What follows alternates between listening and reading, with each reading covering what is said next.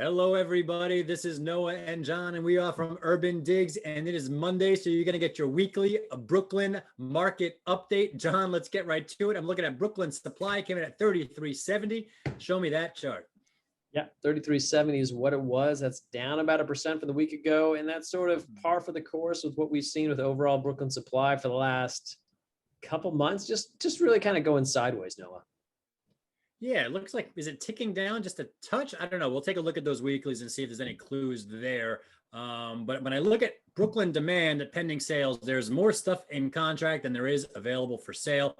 Looking at pending sales, I see 3,579 things in contract. Johnny, show me that chart.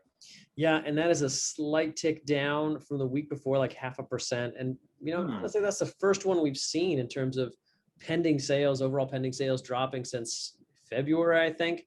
Last time we saw a decrease was after the big run up after the reopen. So it's way too early to tell if there's a changing of the guard happening, but overall pending sales looks a bit toppy here. Yeah, let's take a look at the weeklies. We're also going into the summer months. I mean, this kind of stuff happens during the summer months, but let's take a look at the UrbanDigs market ticker. I'm on Brooklyn right here. First, let's start with supply. 265 things came on the market. John, that looks like it's down. Show me the chart.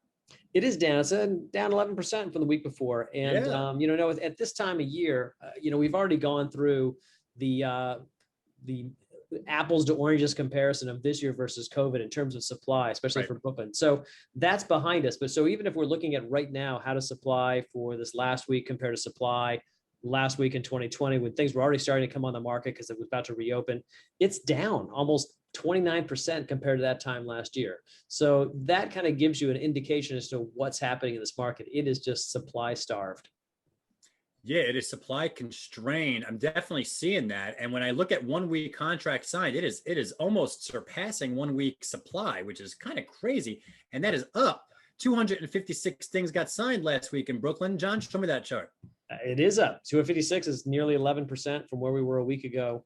And unfortunately, we're not at the point yet where we can do year-over-year comparisons from 2021 back to 2020, but we'll soon get there. And I think you'll be surprised at the strength of 2021 so far.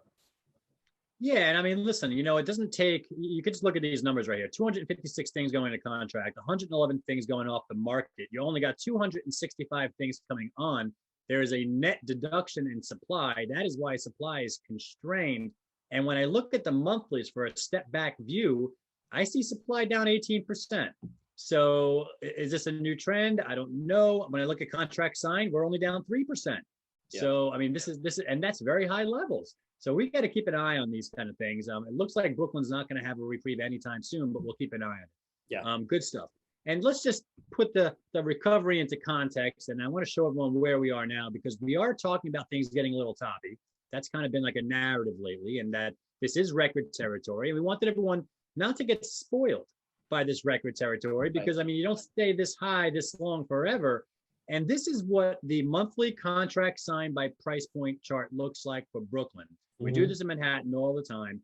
And here you are in the last couple of months. Here's June right over here. Of course, we're not done with June yet, so it's not full.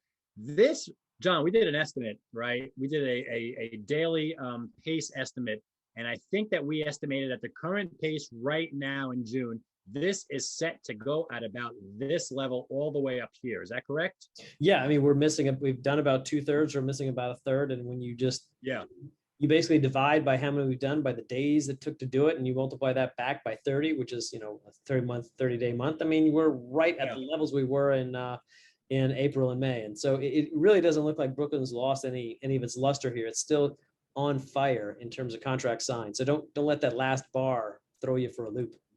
Yeah, again, it's an incomplete bar, guys. We got 10 more days in June. That's just going to keep rising until we book it, and it's headed for that level. So we continue to be in crazy record territory in Brooklyn. We keep talking about the fact that this can't stay here forever, yet here we are.